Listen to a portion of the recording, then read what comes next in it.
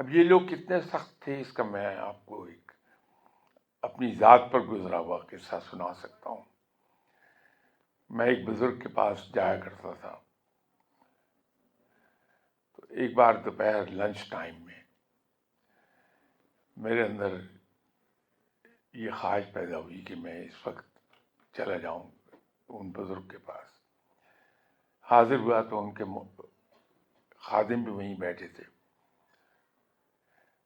ان کا کوٹ بہت پھٹا ہوا تھا، سردی زیادہ تھی، تو انہوں نے میری شکل دیکھی تو انہوں نے ان بزرگ سے کہا کہ میرا دل یہ چاہتا ہے کہ سامنے جو ریڈی کھڑی ہے جس پر پرانے کوٹ بک رہے ہیں، میں یہاں سے ایک کوٹ خرید لوں۔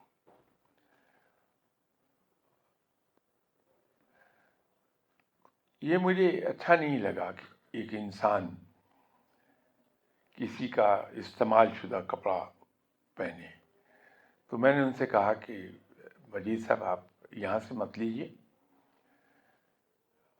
میں ٹور پر گیا ہوا تھا تو میں نے انگلینڈ سے وہاں کی بہترین ٹویڈ خریدی تھی شوق سے کہ کوٹ بناؤں گا۔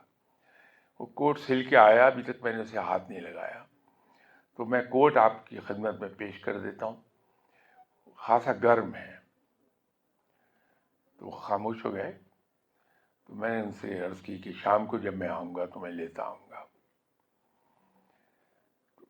جب تک میں گورنمنٹ آف پاکستان کے لیے کام کرتا رہا، میرا معمول تھا کہ میں عام طور پہ رات کو 8 بجے ہی آفس سے اٹھتا تھا کام نمٹا کے، تو کام سے فارغ ہو کے گھر گیا، کھانا کھایا، اور تھوڑی دیر کے بعد ان بزرگ کی خدمت میں حاضر ہو گیا، کوٹ لیتا گیا۔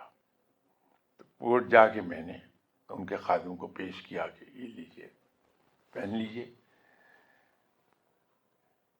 تو وہ بزرگ مجھے کیا کہنے لگے کہ آج تم نے بڑا غلط کام کیا۔ میں تھوڑا حیران ہوا کہ میں نے کیا کیا، تو میں نے کہا جی کیا ہوا؟ کہنے لگے تم نے وعدہ خلافی کر لی۔ میں ذرا چپ ہوا کہ سمجھ نہیں آئی تھی بات، کہاں وعدہ خلافی کی۔ تو کہنے لگے تم وعدہ کر گئے تھے مجید سے کہ شام کو کوٹ لے آؤ گے۔ تو میں نے کہا جی میں لے آیا۔ کہنے لگے لیکن یہ شام نہیں ہے، یہ رات ہے۔ میں نے کہا جی میں تو روزانہ آپ کے پاس اسی وقت حاضر ہوتا ہوں۔